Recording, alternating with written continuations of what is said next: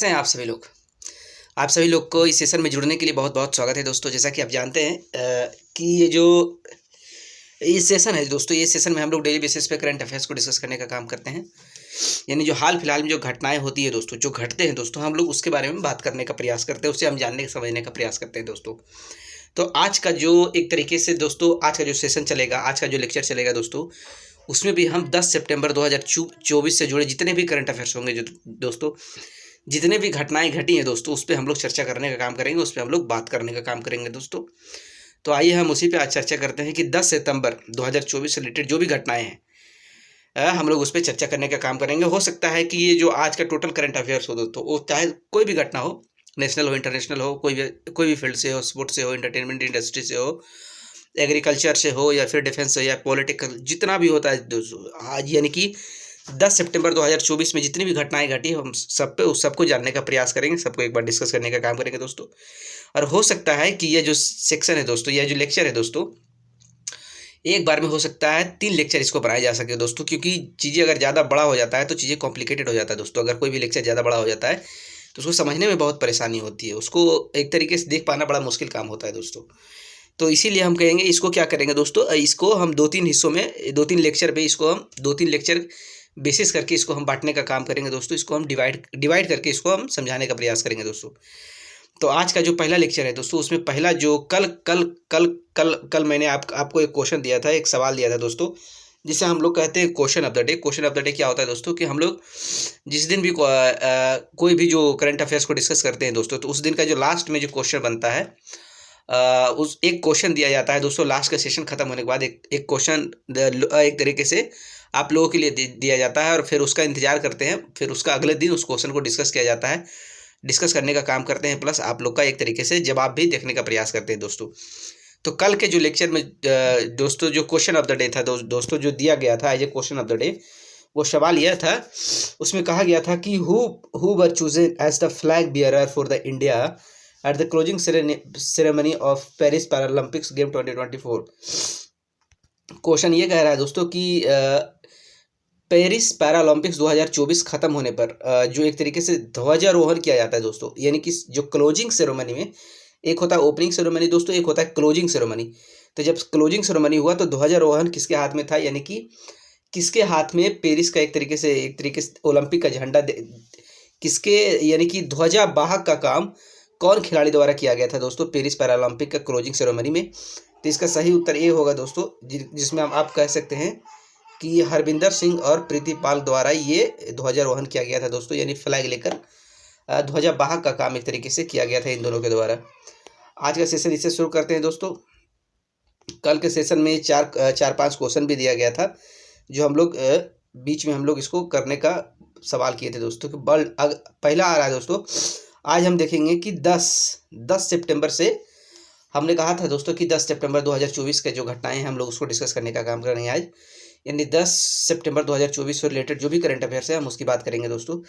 तो उसी संदर्भ में हमारे पास एक आज जो 10 सितंबर से रिलेटेड है,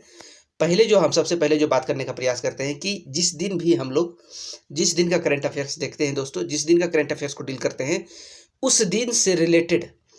क्या क्या इम्पोर्टेंट डेज है इंटरनेशनल लेवल पे, नेशनल लेवल पे, क्या क्या महत्वपूर्ण डेज है जो दोस्तों जो उस दिन के बेसिस पे मनाया जाता है, तो हम उसको डिस्कस करने का काम करते हैं दोस्तों। उसको हम लोग पढ़ने लिखने का, उसको समझने का काम करते हैं। तो उसी में से आज जैसे कि दोस्तों मैंने कहा कि 10 सितंबर 2024 का क्वेश्चन करंट अफेयर्स डील किया जा रहा है आज।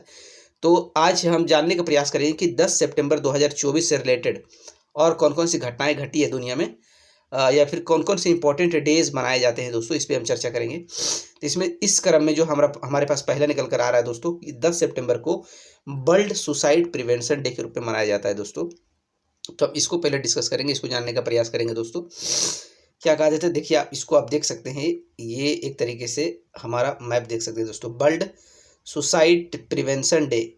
सितंबर 10 को मनाया जाता है दोस्तों। World suicide prevention day is a global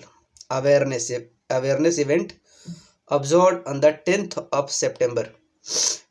September every year for the last 2 decades। यानी कि पिछले 20 सालों से अगर बात किया जाए दोस्तों, तो पिछले 20 सालों से दोस्तों हर साल का जो 10 सितंबर होता है वो 10 सितंबर को एक तरीके से वर्ल्ड सुसाइड प्रिवेंशन डे के तौर पे मनाया जाता है दोस्तों। इसके अंदर क्या किया जाता है, एक तरीके से क्या होता है, ग्लोबल अवेयरनेस, यानी कि एक तरीके से चीज़ों को अवेयर किया जाता है। यानी जो सुसाइडल टेंडेंसी होता है, जो सुसाइड से लेकर यानी सुसाइड से रिलेटेड दुनिया भर में एक तरीके से इस दिन को दोस्तों एक अवेयरनेस के तौर पे इसे डिक्लेयर किया, इससे डिस्कस किया जाता है कि दुनिया में एक तरीके से सुसाइड प्रिवेंशन के लिए हम लोगों को जागरूक करने का काम किया जाता है। लोगों को बताने के क्या काम किया जाता है दोस्तों कि जो आत्महत्या होता है एक तरीके से इलीगल चीज़ है, वो सही चीज़ नहीं है, वो गलत चीज़ है दोस्तों। आगे क्या लिखा गया है, decades commemorating the awareness of suicide prevention and celebrating the contractions made the abolish it, इसके बारे में भी हम बात करेंगे दोस्तों। और 10 सितंबर से रिलेटेड क्या है, आइए इसी की बात हम लोगों ने करने का प्रयास कर रहा था दोस्तों, यानी कि वर्ल्ड सुसाइड प्रिवेंशन डे, आप समझ सकते हैं इसी बारे में हमने बात किया है 10 सितंबर को दोस्तों। इसकी शुरुआत कब की गई थी दोस्तों, ये इंपॉर्टेंट है। Established in 2023 by the international association for the suicide prevention in association with the world health organisation, यानी कि वर्ल्ड हेल्थ ऑर्गेनाइजेशन के साथ मिलाकर दोस्तों 2003 से इसकी शुरुआत की गई है दोस्तों। यानी पिछले हमने कहा था ना कि पिछले 20 सालों से इसे मनाया जा रहा है तो दोस्तों, तो इसकी जो शुरुआत हुई थी 2003 से वर्ल्ड सुसाइड प्रिवेंशन डे के रूप में मनाया जाने लगा है दोस्तों, bye the international association for suicide prevention. ये एक ऑर्गेनाइजेशन है दोस्तों, इसका आपको ध्यान रखना पड़ेगा। इंटरनेशनल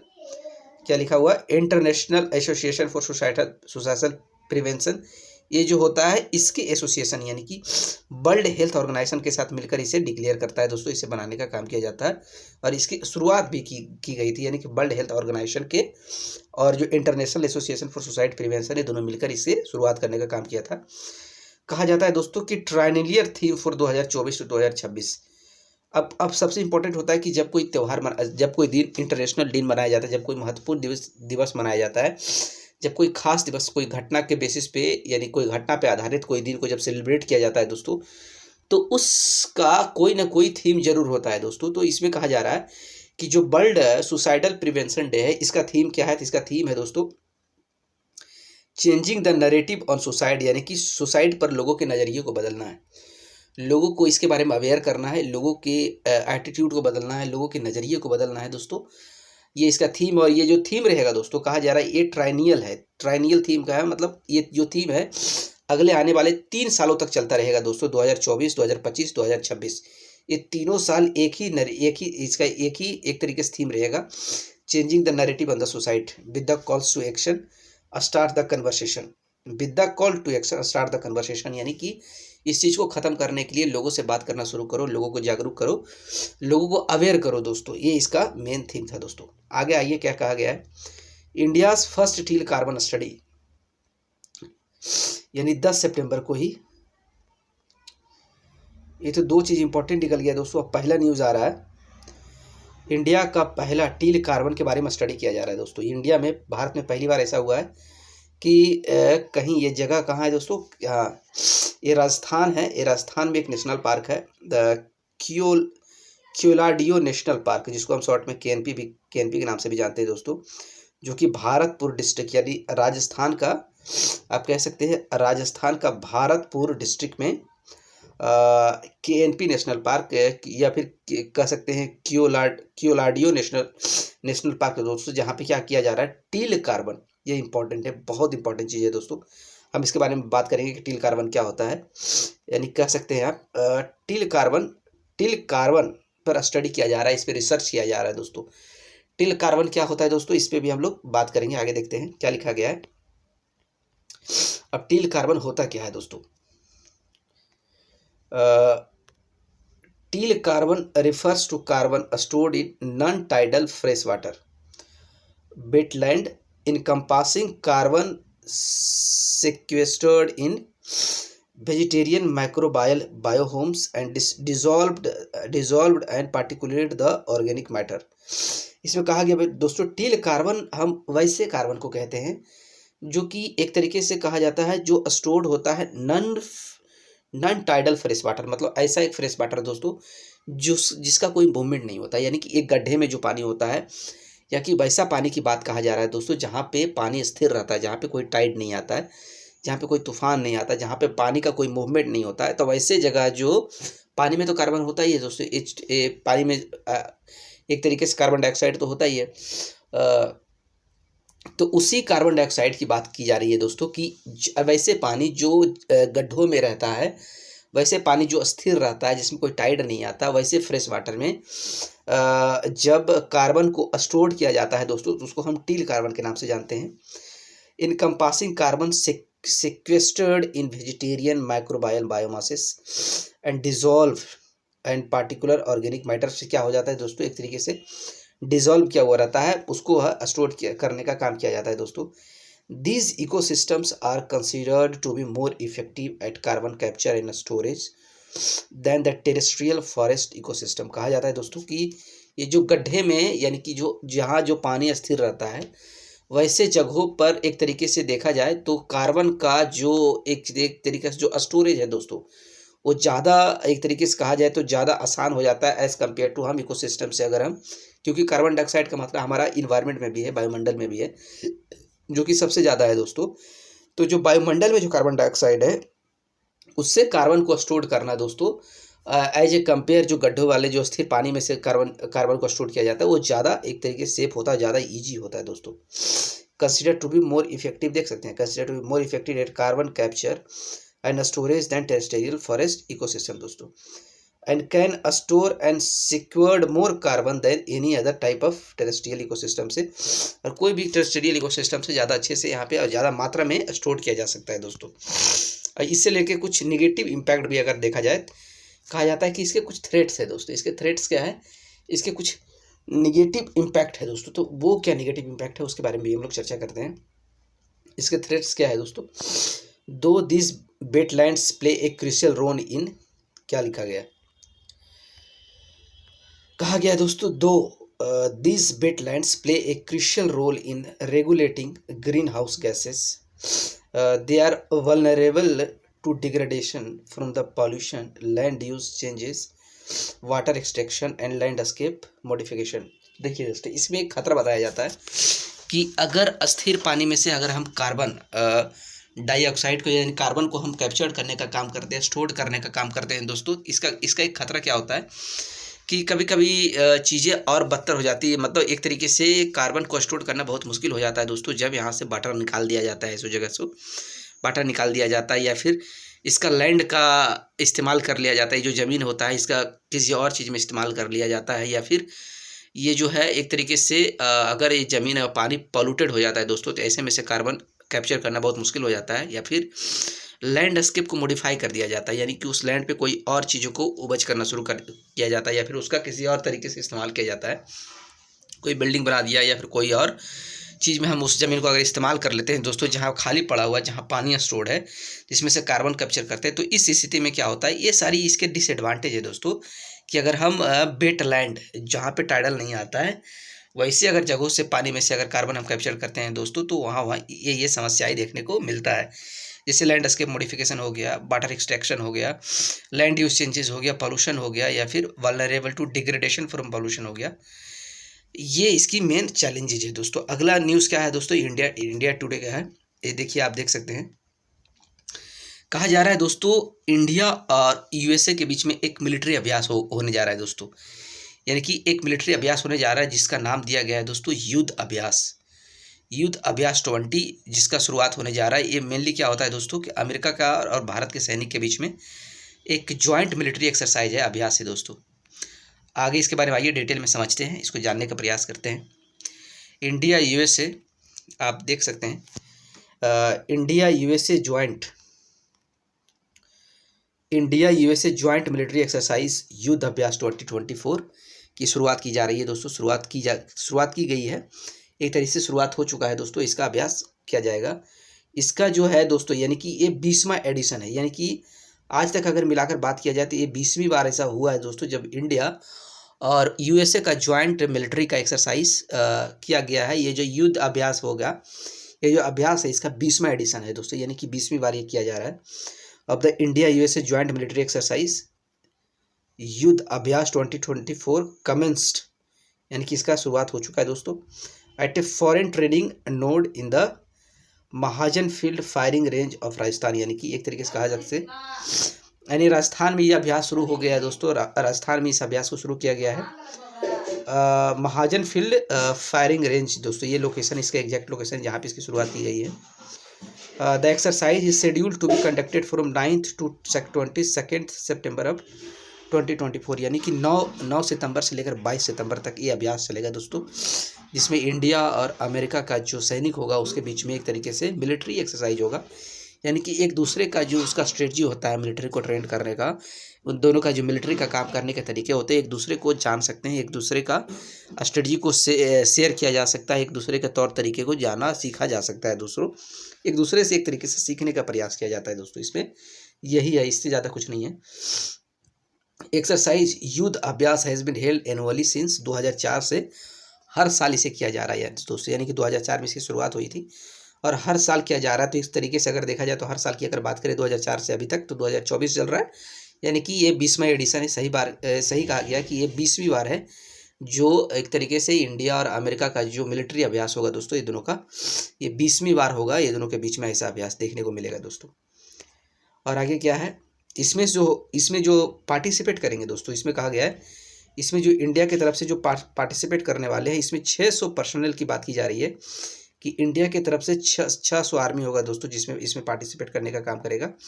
ये 600 जो आर्मी होगा दोस्तों वो राजपूत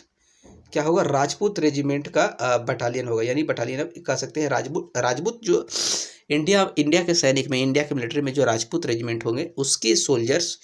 उसके 600 सोल्जर्स इस अभ्यास में पार्टिसिपेट करेंगे इंडिया की तरफ से,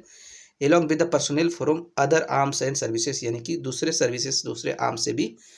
सोल्जर्स इसमें पार्टिसिपेट करने का काम करेंगे दोस्तों। फॉर द फर्स्ट टाइम, यानी पहली बार in this military exercise America's high mobility artillery rocket system is being demonstrated, यानी कि यह अभ्यास इतिहास का पहला अभ्यास है होगा दोस्तों जिसमें अमेरिका का जो high mobility artillery rocket system है दोस्तों उसके बारे में भी डेमोन्स्ट्रेट किया जाएगा, मतलब उसके बारे में दिखाया जाएगा, उसके बारे में बताया जाएगा, उसके बारे में एक तरीके से अमेरिका दिखाने का काम क्या करेगा, अमेरिका एक तरीके से ग्राउंड लेवल पर आपको समझाने का काम करेगा दोस्तों, दिखाएगा कि ये जो अमेरिका के जो high mobility artillery rocket system है वो किस तरीके से काम करता है, हमारा यानी कि अमेरिकन मिलिट्री के लिए वो किस तरीके से सहयोग करता है, अमेरिकन मिलिट्री उसको किस तरीके से इस्तेमाल करती है, उसके बारे में डेमोन्स्ट्रेट का मतलब उसको दिखाया जाएगा, विस्तार तौर पे उसे बताने का काम किया जाएगा उसके बारे में दोस्तों, यही इसका मतलब होता है। अगला न्यूज़ क्या है दोस्तों, अगला न्यूज़ कहा जा रहा है कि इंडियन आर्मी और इंडियन एयरफोर्स ने साइन किया है, एक मेमोरेंडम ऑफ अंडरस्टैंडिंग को साइन किया है विथ घाटी शक्ति विश्वविद्यालय। घाटी शक्ति विश्वविद्यालय क्या है दोस्तों, इस पर भी हम लोग चर्चा करेंगे कि घाटी शक्ति विश्वविद्यालय मतलब वही हुआ इंडियन फोर्स घाटी शक्ति विश्वविद्यालय दोस्तों बड़ोदरा कह सकते हैं, गुजरात में एक विश्वविद्यालय है जहाँ पे जो लॉजिस्टिक बिजनेस होता है दोस्तों, लॉजिस्टिक बिजनेस के बारे में सिखाया जाता है। जो लॉजिस्टिक बिजनेस नहीं समझते उनके लिए मैं बता देना चाहता हूँ कि लॉजिस्टिक बिजनेस वैसे बिजनेस होते हैं जो मेनली एक ट्रेनिंग प्रोवाइड करता है ट्रांसपोर्टेशन के बेसिस पे दोस्तों, कि कैसे किसी भी चीज़ को जोड़ा जा सके, एक रूट से दूसरे रूट को कैसे जोड़ा जा सके, मतलब कहने का मतलब होगा दोस्तों कि ये जो इंडियन आर्मी और जो इंडियन एयरफोर्स है दोस्तों वो इससे सीखेंगे, इस विश्वविद्यालय से सीखेंगे कि जो इंडियन आर्मी है और इंडियन एयरफोर्स है दोनों का कनेक्टिविटी कैसे हो सके, दोनों में आपस में मेल मिलाप कैसे हो सके, दोनों में जुड़ाव कैसे हो सके, ताकि इंडियन आर्मी का एक तरीके से दोस्तों इंडियन एयरफोर्स का बेहतर एक तरीके से विकास हो सके, एक तरीके से इसका ग्रोथ हो सके दोस्तों। इसके लिए कहा जा रहा है दोस्तों कि ये जो लॉजिस्टिक बिजनेस का जो तौर तरीके हैं ये घाटी शक्ति विश्वविद्यालय से इन लोग द्वारा सीखा जाएगा दोस्तों। आइए इसके बारे में आगे पढ़ते हैं क्या है। Indian army and Indian air force sign, Indian army कह सकते हैं आप, Indian army and Indian air force signs memorandum of understanding with the Ghati Shakti विश्वविद्यालय जो कि बड़ोदरा में पड़ता है, जो कि बड़ोदरा गुजरात में है दोस्तों। तो घाटी शक्ति विश्वविद्यालय में एक्चुअली होता क्या है और इसके साथ अगर इंडियन आर्मी और इंडियन एयरफोर्स द्वारा मेमोरेंडम ऑफ अंडरस्टैंडिंग अगर साइन किया गया है तो इंडियन आर्मी और इंडियन एयरफोर्स को क्या मिलेगा, इससे क्या सीखने का काम करेगा, क्यों किया गया है, इसका क्या मोटिव है दोस्तों। To enhance the skill and capability building of personnel in logistic operation. मैं यही बात कर रहा था कि लॉजिस्टिक ऑपरेशन में इंडियन आर्मी और एयरफोर्स को कैसे बेहतर किया जा सके। लॉजिस्टिक ऑपरेशन वैसे ऑपरेशन को कहते हैं दोस्तों जब कोई दो डिपार्टमेंट को एक दूसरे से जोड़ने का काम किया जा सकता है। मतलब कि एक कहने का मतलब हुआ दोस्तों कि इंडियन आर्मी और इंडियन एयरफोर्स के जो पर्सोनेल है, जो एक तरीके से आर्मी लोग हैं, वो लोग सीखेंगे दोस्तों कि कैसे हम दोनों सेनाओं को एक तरीके से जोड़ने का काम करेंगे, दोनों सेनाओं को एक दूसरे से एक तरीके से ट्रांसपोर्ट करने का काम करेंगे, एक दूसरे को विकसित करने का काम करेंगे, एक दूसरे को साथ मिलकर कैसे काम करेंगे दोस्तों। इसके बारे में एक तरीके से जो आर्मी पर्सोनेल होगा, जो एयरफोर्स का जो आर्मी पर्सोनेल होगा, दोनों को ट्रेंड किया जाएगा दोस्तों। गति शक्ति विश्वविद्यालय, इसको ध्यान से देखिएगा, Gati Shakti Vishwavidyalaya will serve as a vital partner, एक इंपॉर्टेंट पार्टनर दोस्तों in empowering the armed forces को। आर्म्ड फोर्सेस को एम्पावर का मतलब मजबूत करने में एक अहम रोल निभाएगा दोस्तों। एज ए वाइटल पार्टनर का मतलब अहम भूमिका निभाने का काम करेगा with cutting edge logistic education research and innovation दोस्तों, यानी कि लॉजिस्टिक बेसिस पे एजुकेशन के रूप में या फिर कह सकते हैं लॉजिस्टिक रिसर्च और इनोवेशन के फील्ड में एक तरीके से सीखने का काम किया जाएगा इन लोगों के द्वारा दोस्तों। तो लॉजिस्टिक बिजनेस का मतलब यही होता है दोस्तों, एक तरीके से अगर देखा जाए लॉजिस्टिक बिजनेस का मतलब यही होता है कि इसमें क्या होगा दोस्तों, जो गति शक्ति विश्वविद्यालय है जिसमें एक तरीके से इंडियन आर्मी इंडियन एयरफोर्स को लॉजिस्टिक जो ऑपरेशन के बारे में सीखने का मदद मिलेगा दोस्तों। लॉजिस्टिक ऑपरेशन के बारे में सीखने मदद करेगा, जिसमें कहा गया है शक्ति विश्वविद्यालय a vital partner in empowering the armed forces and cutting एक लॉजिस्टिक एजुकेशन रिसर्च इनोवेशन। तो लॉजिस्टिक एजुकेशन का मतलब होता है दोस्तों कि इसमें इंडियन आर्मी को सिखाया जाएगा कि सिक्योरिटी जो गुड्स होते हैं जो दोस्तों, जो यानी कि जो सुरक्षा से रिलेटेड जितने भी इक्विपमेंट्स होते हैं, आर्म्ड फोर्सेस में जितना भी इक्विपमेंट्स होता है सिक्योरिटी से रिलेटेड, गन हो गया या फिर बम हो गया, बारूद हो गया, गोला हो गया, या फिर कोई भी जो लड़ने का हथियार हो गया, उसका प्रोडक्शन कैसे किया जाता है दोस्तों। उसका प्रोडक्शन का एक तरीके से उसको उस सारे इंपॉर्टेंट जो आर्म्ड इक्विपमेंट है दोस्तों,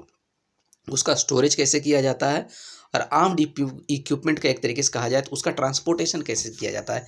एक जगह से दूसरे जगह कैसे लेके जाया जाता है, उसको कैसे एक तरीके से सुरक्षित रखा जाता है, और कैसे उसे बनाने जाने का काम किया जाता है दोस्तों। इसके बारे में इन लोगों को ट्रेनिंग दिया जाएगा, इन लोगों को सिखाया जाने का काम किया जाएगा दोस्तों। इसीलिए कहा गया है कि जो गति विश्वविद्यालय है दोस्तों बड़ोदरा में, उसके साथ इसीलिए एक तरीके से कहा जाए तो इंडियन आर्म्ड फोर्सेस और इंडियन एयरफोर्स दोनों मिलकर एक मेमोरेंडम ऑफ अंडरस्टैंडिंग, एक कॉन्ट्रैक्ट बनाने का काम किया है दोस्तों। उम्मीद करते हैं आपको चीज़ें आसानी से समझ में आ गया है दोस्तों, आप आसानी से समझ रहे होंगे जो मैं आपको समझाने का प्रयास कर रहा हूँ। दूसरा करंट अफेयर्स क्या है दोस्तों, क्या कहा जा रहा है कि 2 एंटी सबमरीन वारफेयर बिल्ड किया गया है फॉर द इंडियन नेवी, जो कि कोचिन शिपयार्ड में उसको लॉन्च भी कर दिया गया है दोस्तों, यानी पानी में उतारा गया है दोस्तों। क्या कहा जा रहा है, 2 एंटी सबमरीन का कहने का मतलब ऐसा मिसाइल हो गया दोस्तों जो सबमरीन को तबाह करने में काम आता है, जो युद्ध में सबमरीन को एक तरीके से ब्लास्ट करने में काम आता है, जो सबमरीन को एक तरीके से युद्ध में मारने का काम आता है, यानी सबमरीन को डिस्ट्रॉय करने का काम आता है दोस्तों। ऐसे इक्विपमेंट को हम कहते हैं एंटी सबमरीन दोस्तों। एंटी सबमरीन वारफेयर यानी कि जो युद्ध में लड़ा जाता है उसको बनाया जाने का काम किया गया दोस्तों, और उसे बनाए जाने के बाद उसको क्या कर दिया है, इंडियन नेवी को कोचिन शिपयार्ड पे लॉन्च भी कर दिया गया है, यानी कोचिन शिपयार्ड पे एक तरीके से पानी में उतारा गया है दोस्तों। यानी कि ये जो एंटी सबमरीन वारफेयर है, एंटी सबमरीन वारफेयर जो हथियार है दोस्तों, जिसके थ्रू पानी के अंदर लड़ाई लड़ा जाता है और सबमरीन को डिस्ट्रॉय करने का काम किया जाता है दोस्तों। तो इसी को क्या कर दिया गया है, इंडियन नेवी को एक तरीके से बनाकर दिया गया है, और उसे